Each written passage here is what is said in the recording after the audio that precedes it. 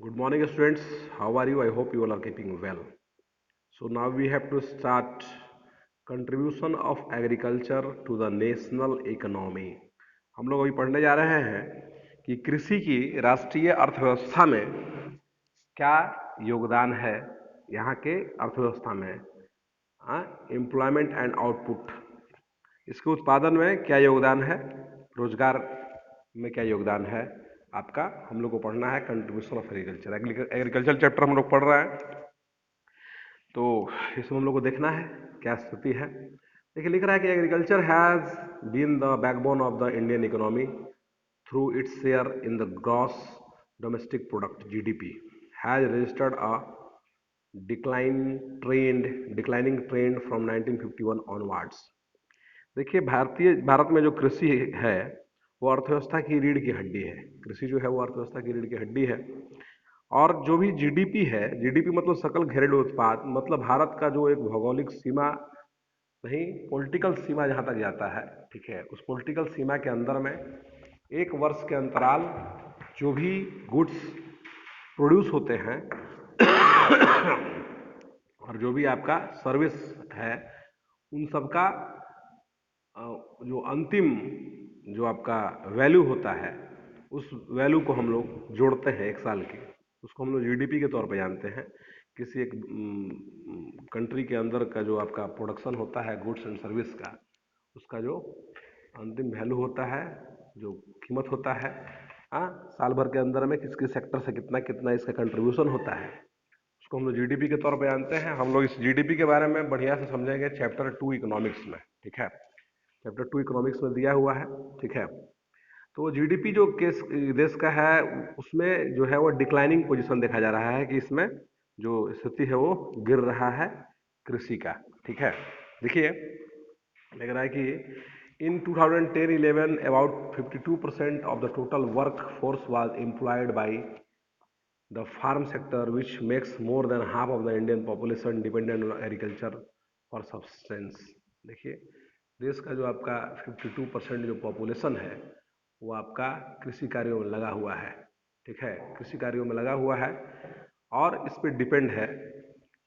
So the declining share of agriculture in the GDP is matter of serious concern because any decline, the stagnation in agriculture will lead to decline in other sphere of the economy having wider implications for society। जो society है उसके अंदर आप देख रहे हैं, जो agriculture है, अगर एग्रीकल्चर के अंदर में डिक्लाइन होगा, उसका अगर पतन होगा, उसमें गिरावट आएगी, तो जाहिर सी बात है कि ये गंभीर चिंता का विषय है। हाँ, और जो भी हमारा इकोनॉमी है उसमें जो है वो प्रगतिरोध पैदा होगा, एक स्टैग्नेशन पैदा होगा। हाँ, और अन्य क्षेत्रों में भी गिरावट होगा, क्योंकि आप जान रहे हैं कि जो एग्रीकल्चर है उससे रिलेटेड अनदर सेक्टर भी है। जैसे मान लीजिए आपका मैन्युफैक्चरिंग इंडस्ट्री भी है, तो कहीं ना कहीं आपका बहुत से ऐसे रॉ मटेरियल्स हैं जिसके आधार पर आपका मैन्युफैक्चरिंग इंडस्ट्री भी खड़ा है, उसको रॉ मटेरियल प्रोवाइड कराता है। तो अगर कृषि गिरता है तो जाहिर सी बात है कि अन्य क्षेत्रों में भी समस्याएं और प्रॉब्लम देखने को आपको मिलेंगी। ये इसमें जानना था हम लोग को। देखिए, लिख रहा आगे, considering the importance of agriculture in India, कृषि के महत्व को समझते हुए भारत सरकार ने, the government of India made concreted concerted efforts to modernise agriculture. Bharat में जो आपका एग्रीकल्चर का इम्पोर्टेंस है उसको देखते हुए जो भारत की सरकार है उसने कृषि के कुछ आधुनिकीकरण करने का प्रयास किया है। और इस आधुनिकीकरण के प्रयास में उसने क्या किया है, तो establishment of Indian council of agriculture research, ICR, मतलब कृषि से संबंधित रिसर्च करने के लिए, शोध करने के लिए, नई तकनीक, नई बीज और तमाम तरह की जो व्यवस्थाएं हैं जिससे कि कृषि का अच्छा विकास हो सके, डेवलप हो सके, उसके लिए उसने एक संस्था का निर्माण किया है। देखिए, एग्रीकल्चरल यूनिवर्सिटीज बनाया गया है, मतलब कृषि विश्वविद्यालयों की स्थापना की गई है। वेटनरी सर्विसेज कराया गया है, मतलब जो पशु चिकित्सा सेवाएं हैं, पशु को चिकित्सा की सेवाएं हैं, उसके लिए स्टार्ट किया गया है। एनिमल ब्रीडिंग सेंटर्स बनाए गए हैं। एनिमल ब्रीडिंग सेंटर मतलब पशु प्रजनन केंद्र की स्थापना की गई है। आप ब्रीडिंग समझते हैं, आपका जो भी पशु है, गाय भैंस होता है, उसको जिस प्रकार से ब्रीडिंग किया जाता है, उसको मतलब ये करने के लिए, उसके जनरेशन को बढ़ाने के लिए। हॉर्टिकल्चर डेवलपमेंट, जो आपका बागवानी फसल है उसके विकास के लिए सरकार ने काम किया है।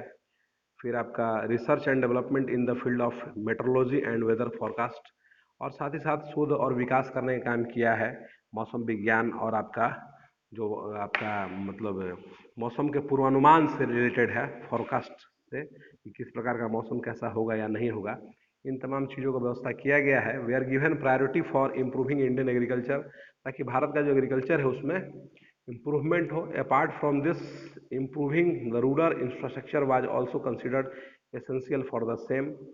और तो इस तरह की चीज़ें की गई है। और जो भी आपका हमारे यहाँ मतलब इसके अलावा इम्प्रूविंग द रूरल इंफ्रास्ट्रक्चर, जो भी ग्रामीण स्तर पर मतलब रूरल इंफ्रास्ट्रक्चर की व्यवस्थाएं हैं उनको भी बढ़ाने का काम किया गया है। देखिए आप ये जीडीपी वाला जो ये टेबल दिया है इसमें देखिए India growth rate of GDP क्या दिया हुआ है। देखिए अभी जो आपका 2013-14 का दिया है एग्रीकल्चर में जो है आपका ये दिया है 4.2 इसका था 13-14 में।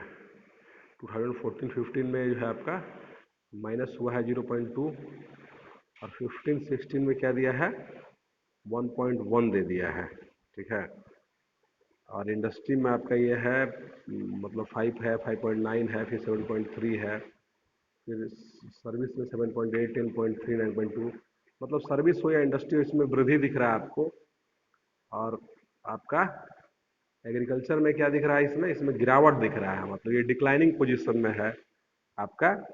इसमें जीडीपी में दिखा रहा है कि Indian growth rate of GDP and major sectors in percent, ये तो काफ़ी भारी गिरावट दिख रहा है आपको, माइनस में चला गया। और 15-16 में 1.1 जो दिखा रहा है ये बहुत ही डिसअपॉइंटेड है। सो उस वाले बुक में तो इस तरह का दिया नहीं है, उसमें तो पहले वाला और अभी डाटा वाला दिया होगा। मतलब कहने का मतलब कहीं ना कहीं गिरावट जो है आपको जीडीपी में का जो कंट्रीब्यूशन है उसमें देखने को मिलता है। जीडीपी में जो कंट्रीब्यूशन है वो एग्रीकल्चर का कम है, मगर ज़्यादा रोजगार जो है आपका एग्रीकल्चर ही दिया हुआ है लोगों को। कहने का मतलब बात ये है। ठीक है, ये सब चीज़ें आप लोग समझ लीजिएगा बेहतर तरीके से। अभी कुछ चैप्टर्स हैं आपके बाकी, ये सब इन्हीं पे चर्चा है उधर आगे।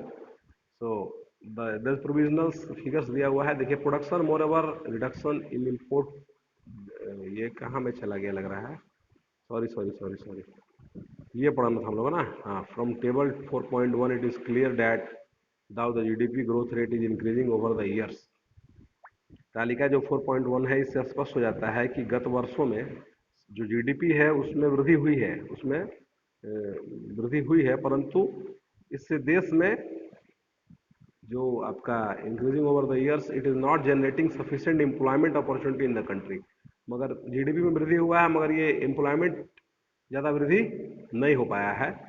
The growth rate in agriculture has been decelerating which is an alarming situation. जो ग्रोथ रेट है एग्रीकल्चर में वो क्या है, वो डिक्लेरेटिंग हो रहा है, मतलब गिर रहा है, और ये कहीं ना कहीं हमारे लिए एक अलार्मिंग सिचुएशन है, हमारे लिए एक गंभीर चिंताजनक स्थिति है। So today Indian farmers are facing a big challenge from international competition and reduction in the public investment in agriculture sector। आज के डेट में जो भारतीय किसान है वो बहुत ही गंभीर संकट का सामना कर रहे हैं, उनको इंटरनेशनल कंपटीशन का सामना करना पड़ जा रहा है, अंतर्राष्ट्रीय चुनौती का, क्योंकि बहुत से ऐसे प्रोडक्ट्स होते हैं जो बाहर से भी यहाँ आ रहे हैं। ठीक है, वहाँ की सरकारें उनको सपोर्ट करती हैं, उनको सब्सिडी देती हैं। हाँ, और हमारे सरकारें नहीं देती हैं, तो उनके कंपेरिजन में हमारा जो प्रोडक्ट्स है वो महंगा पड़ जाता है हमारे ही देश में, मतलब कि वहाँ से अवेलेबल हो जाता है। तो कहीं ना कहीं ये इंटरनेशनल कंपटीशन के कारण भी प्रॉब्लम हुआ है। आप public investment in agriculture sector, public जो है आपका इन्वेस्ट भी जो है आपका एग्रीकल्चर सेक्टर में नहीं कर पा रहा है, क्योंकि उस आउटकम उस तरह का नहीं है। Subsidy on fertilisers is decrease leading to increase in the cost of production.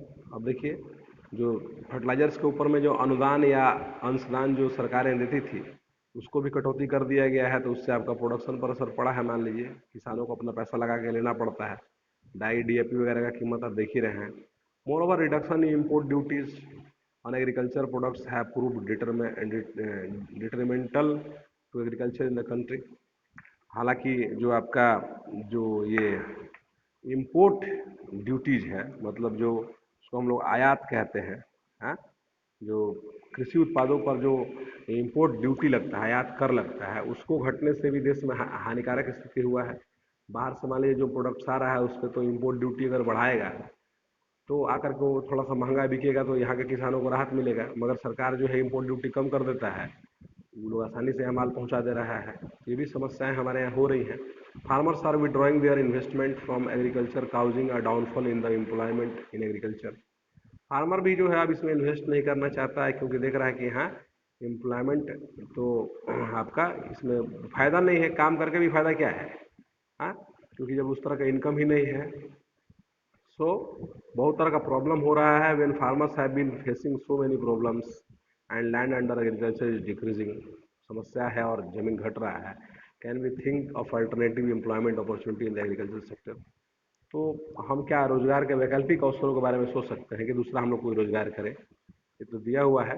तो यहाँ देखिए इस टॉपिक में हम लोग को जानने लायक सीधा चीज था कि जीडीपी जो देश का होता है, उस जीडीपी में आपका एग्रीकल्चर का क्या पोजीशन है। एग्रीकल्चर का जो पोजीशन है जो शुरुआत टाइम में था, हाँ, वो आपका जो था उससे कहीं बढ़ करके मतलब है, ठीक है।